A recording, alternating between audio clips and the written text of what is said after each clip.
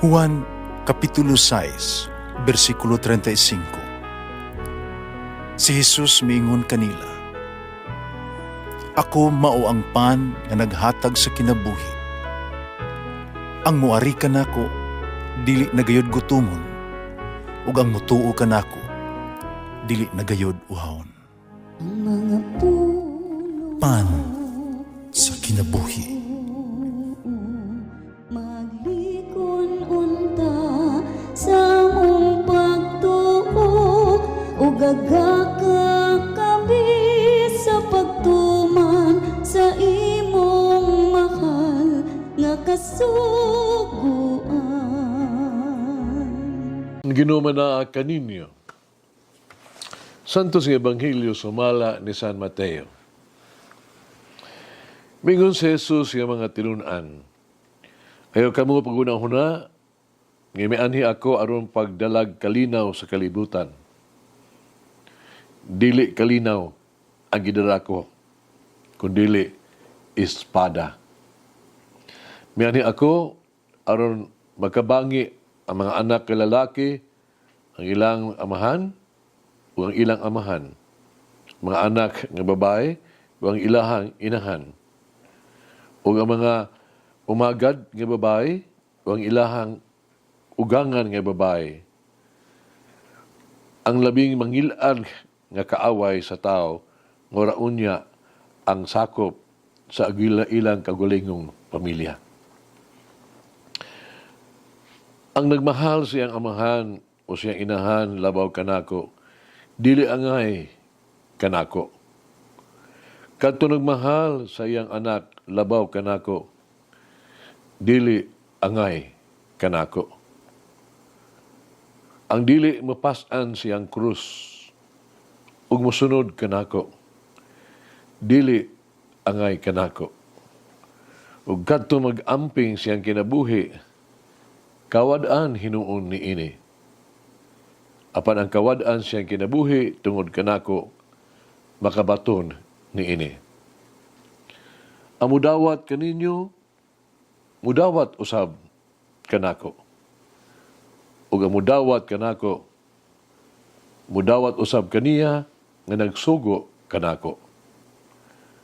Ang mudawat sa sinugo sa Dios tungod sa iyang pagkasinugo sa Dios, gantihan usab sa ganti nga madawat sa sinugo.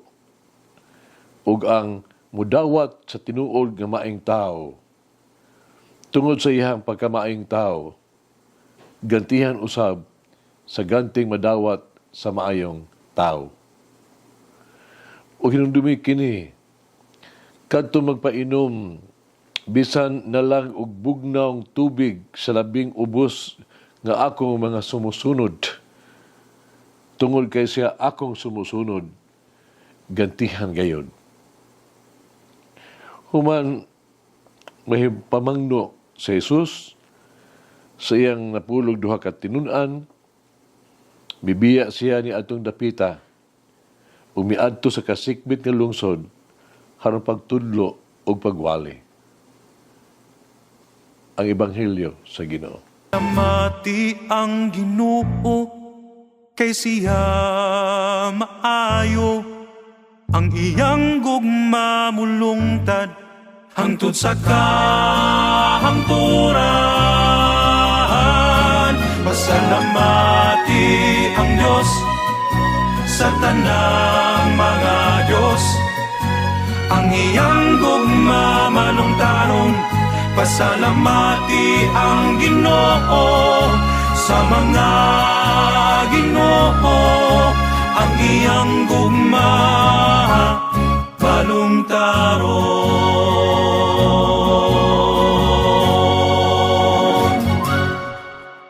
Hagit kini for undivided life for Jesus.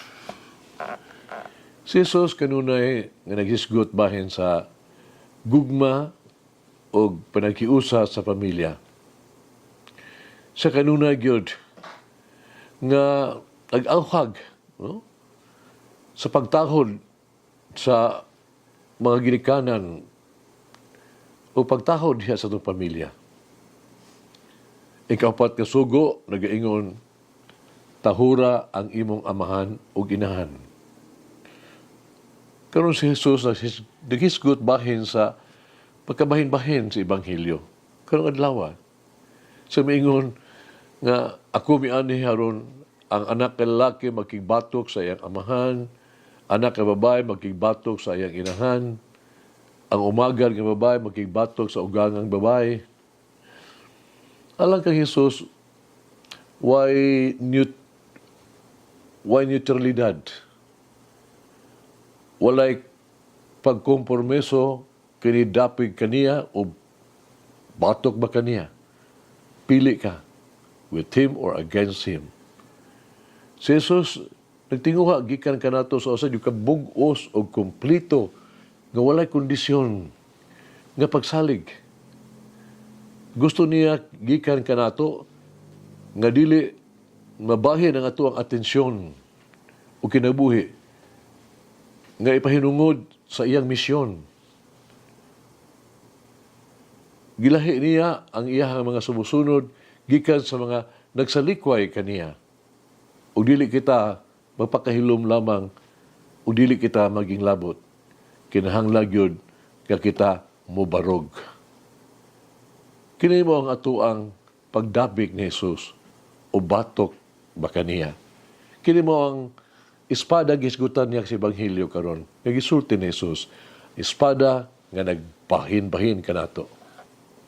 Basta gusto ni Jesus nga kita mo desisyon kung kinsa ang kinahanglan nga kita mahisakop asa kita. Gikan kang kinsa kinahanglan natong ibulag atong kaugalingon. Ang panaghigala ay sa tao o relasyon o dugo. Di na gayon mahimong babag sa tuang pagtugyas itong kaugalingon ngadto kang Jesus. Ang sosyal nga posisyon o mga relasyon sa mga tao, kinahanglan yung dili na makapugong kanato sa paghalad sa atong kinabuhi ngadto kang Jesus. Ang pagsunod ni Jesus kinahanglan og pagpili absolutely siya ang pilion.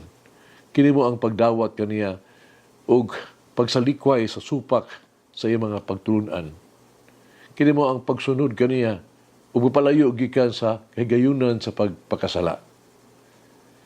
Kung ito pilion si Jesus, pagbarog alang kaniya o dapig sa iyang mga sugo, sa gugma, sa kaluoy, sa pagpasaylo. O dayon atong ihikling yun ang pagdumot, ang kapintasan, panimalos ang pagkawala sa pagtagad. Kung atong itugyan ang atong kaugalingon nito kang Jesus, atong ikondinar ang mga immoralidad. Sa diha nga kita pugson, piton, andad yun kita nga mahimulag gikan sa mga misupak kang Jesus. Ikondinar pagani nato, ato ang mga ngilad nga binuhatan. Ang pagsunod kang Jesus mao ang pagbuhat sa tanan kapaagi bisan kini nagtawag alang sa atong kaugalingon nga paglansang sa krus. Bisan kung kinahanglan nato nga magkigbulag sa nga minahal nga duol sa tuwa mga kasing-kasing. Uban ni Jesus, kinahanglan nga kita alang kaniya. Siya lamang o siya kanunay. At ang mga tanon karon atong kaugalingon, kita ba gawas nun nga mutugyan kang Jesus? Kitagan ba nato siya og bugos o kumplito kung walay pagduda na pagsunod o pag-alagad? Isugilanon sa kinabuhi ni Abraham Lincoln, yugto siyang kinabuhi. Sige pangutana, isi presidente, bahin sa iyang tinuhuan relihiyon. Yan ko niya ni Abraham Lincoln, wala gyud siya maapil og bisan unsang relihiyon o sakop usang simbahana. Apal gisugod niya, naandam siya pag-apil uban sa iyang tibuok kasing-kasing og kalag. Sa usa ka simbahan, nga dunay usa ka partikular nga inskripsyon, pagtulunan, kansang pong paniya kwalifikasyon sa sakop simbahan sa membro mao kini. Putana siya unsay pasabot niya ang inscription no kaha ang gitawag na tog pagtulunan. Siya bahang lingkon mitubag sa mga pulong ni Jesus nga nagpamatuod. Kung anaan ang simbahan ang sugo, kugmaa ang Ginoo nga imong Dios, tibuok mong kasing-kasing, tibuok mong kalag, ug sa imuhang silingan sama sa imong kaugalingon. May isun mag-ampo kita. Matinud-ano pinanggaon nga Jesus, akong Ginoo og Dios. Mianhi ka aron buhaton ang balaang kamabuton sa amahan. Imong gihatag ang imong kinabuhi alang sa katumanan sa makaluwas nga plano sa amahan. Pasalamat ako kanimo sa pagluwas kanako gikan sa sala ug kamatayon. Pasalamat ako sa imong pagpasaylo kanako ug sa imong gugma. Mobsanon ako nga mag-ampo kanimo akong Ginoong Hesus. Aron mahimo kong takos sa imong gugma ug sakripisyo. Itugot na mahulag ako kanimo na mahimong hinungdan sa pagkabahin-bahin ug pagkawala sa uban. Himo ako nga malig-on sa pagtuo, mapanguron sa paghatag. Andam kaayo sa pagpasan sa imong krus ug pagsunod kanimo hangtod sa kaangturan. Amen. Mama Mary, grant me an attentive heart to listen more deeply to the Lord. Umulangin ng Diyos magagahom sa tanan, Amahan, Anak, ug Espiritu Santo.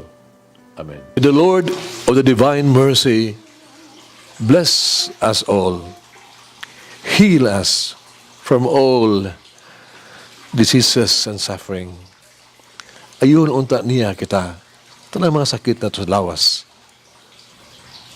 o sa kalag, body and soul. In the name of the Father, the Son, and of the Holy Spirit.